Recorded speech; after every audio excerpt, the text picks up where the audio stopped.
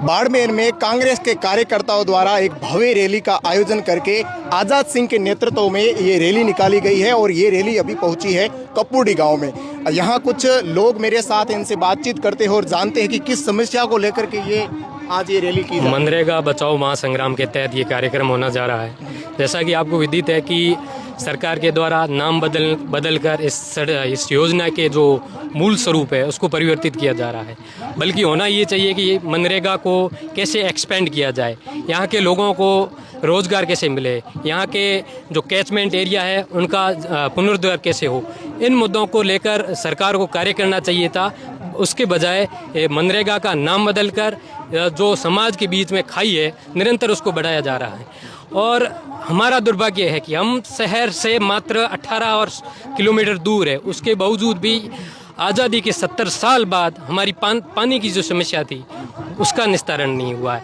और जिस कपूरडी लिग्नाइट में 1080 मेगावाट थर्मल पावर प्लांट लगा हुआ है, उसके बावजूद भी यहाँ के लोगों को बिजली प्राप्त नहीं हो रही है।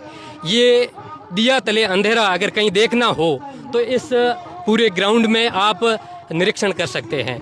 और डे बाई डे चैलेंजेस हमारे बढ़ते जा रहे हैं। रिहेबिलिटेशन हुआ उसके बाद में ना इनके कंपनी के द्वारा कोई हमें स्थायीकरण की कोई नीति अपनाई गई और उसके बावजूद भी CSR का फंड कहाँ गया ये भी आम जन इकट्ठा हुआ है, ये जानना चाह रहा है अधिकारियों से, सरकार से।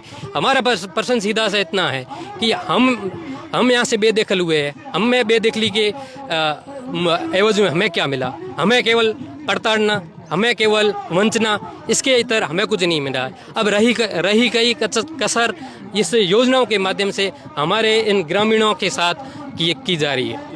अभी जो गैस की समस्या चल रही है अपने पूरे भारत देश में, जो युद्ध चल रहा है मध्य एशिया में, तो उसके तहत तो मतलब उसका कोई प्रभाव अपने गाँव पर पड़ रहा है? निसंदेह हमारे पर पड़ रहा है। ये सेंटर की फॉरेन पॉलिसी को सीधा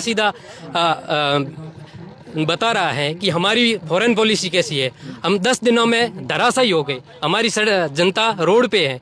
ये निसंदेह फॉरेन पॉलिसी पर जो फॉरेन पॉलिसी की जो बात करते हैं, विदेश नीति की जो डींगे हाँकते हैं, उनके लिए उनके समक्ष एक प्रश्न खड़ा हो जाता है कि हम 10 दिनों में धराशायी हो गए, हमारी ये फॉरेन पॉलिसी है। अन्य इश्यूज़ पे बात करेंगे तो खूब सारे लूप होल्स है जिनके तहत हम इस गवर्नमेंट को खूब सारी चीज़ें बता सकते हैं।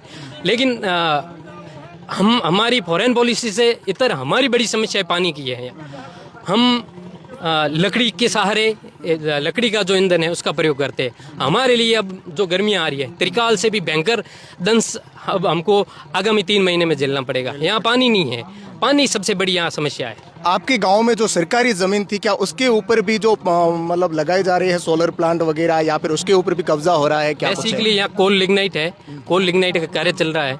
और हमें जो हमारी ये एक्वाइजेशन है 2011 में हुई थी, उसके बाद में CSR फंड के नाम पर करोड़ों रुपए लूटे गए, लेकिन गांव में विकास के नाम पर शून्य। कंपनी के अधिकारी भी मुंह लटकाए घूमते हैं और अधिकारी और नेता सब ने बार जिस की बारी आई, जिसने हर किसी ने लूटा, लेकिन उसके एवज में गांव वाले कुछ भी प्राप्त नहीं कर पाए। इनका कहना है कि इनके गांव की ज़मीन थी जिस पर है वो सरकार ने है वो लिग्नाइट और अन्य फैक्ट्रियां भी लगाई, लेकिन इनके जो गांव के जो मूल निवासी थे उनको अभी तक है वो कोई भी ऐसी योजना नहीं मिल पाई है जिससे है वो उनका विकास हो सके। कैमरामैन स्वरूप सिंह के साथ में महेंद्र कुमार दा खटक, बाड़मेर से।